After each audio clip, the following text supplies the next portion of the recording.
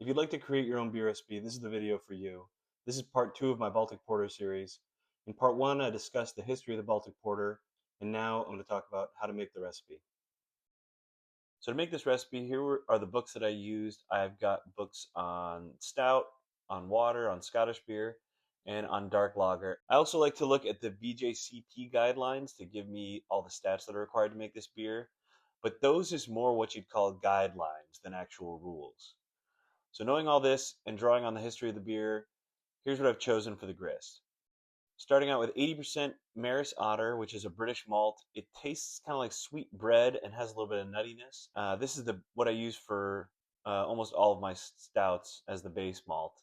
It's kilned at lower temperatures, which means that it retains a lot of its enzyme activity, and we can convert all the starches into fermentable sugars. Next, I'm going to use 10% Caramel 80. This is going to add the toffee, fig, raisin, dark fruit character that the Baltic Porter needs. And I'm also going to use 5% pale chocolate malt. And it's no surprise that chocolate malt imparts a chocolate flavor, but pale chocolate is more like milk chocolate than dark chocolate.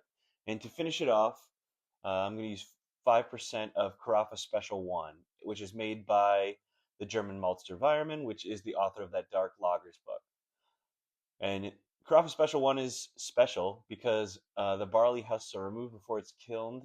So that'll make it less bitter, less acrid, and it'll be a smoother, more subtle roast flavor.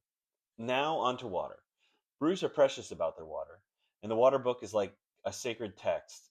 Few brewers can understand its mysteries, but many seek to use its knowledge. It's especially confusing whenever it contradicts itself.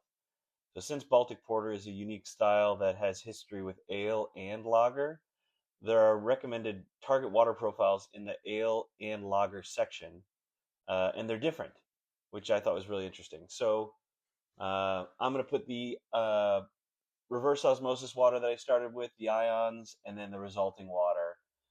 For a dark beer, you typically can use a water that has higher total dissolved solids. So I could have used tap water, but I didn't.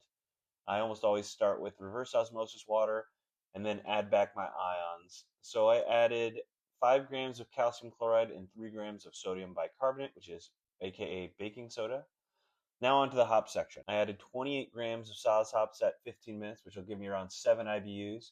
And to get the additional 28 IBUs, I added 19 grams of Helios hops, which has a 19% alpha acid at the start of the boil.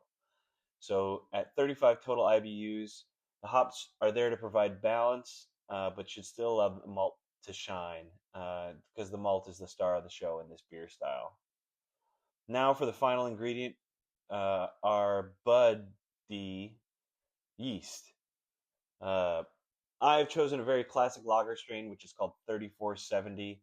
The history of this yeast strain, honestly, probably deserves its own video series, but it's probably the most popular fungus in the world. And this lager yeast ferments lower than ale at a lower temperature than ale yeast, and it should ferment cleaner and smoother than ales and not give off many fruity esters. So there it is, the 4 ingredients in this beer: water, grains, hops, and yeast. And in the next video, I'm going to break down how brewers pulled 2 beers from 1 mash, which is what I did, using a method called party guile. So I'll see you then.